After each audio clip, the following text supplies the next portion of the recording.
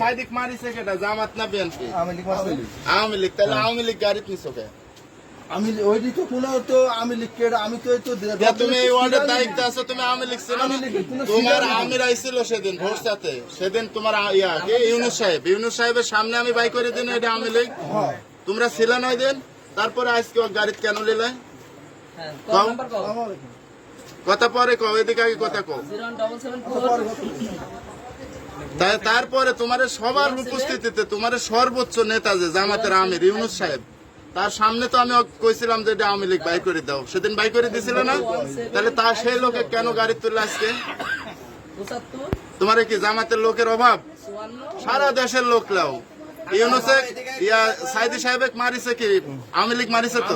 তাহলে আওয়ামী লীগে তুমি লিখছো, তার মানে তুমি তো সাইদের রক্তর সাথে বেইমানি করলে। সাইদের খনিক কেন তুমি গাড়ি তুললে? না না, সাইদের খনিক কেন তোমরা গাড়ি তুললে? সাইদের কবর জিয়ারত করতে আপনারা অন্যায় করেন নাই? আমার সাইদের কবরে যেদিন মারা যায় জানাজা হয় সেদিন গেছিলে? আমরা গেছিলাম। এখানে যে কয়টা লোক গাড়িতে আছে একজন গেছিল, বের করো তো একজন সাইদের জানাজা গেছিল। না না, ওটি তো কেউ তো কইলো না যে গেছে, আমরা গেছি। তাহলে তোমরা জানাজা কবর জিয়ারত করতে তোমরা আওয়ামী লীগ কেন গাড়ি নিলে?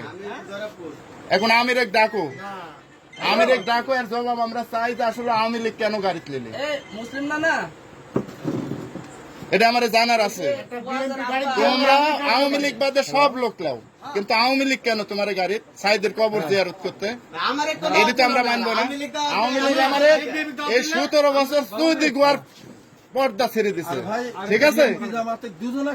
তাহলে তোমরা তোমার বেহাইয়া, তাহলে তোমরা লজ্জা নাই তোমার?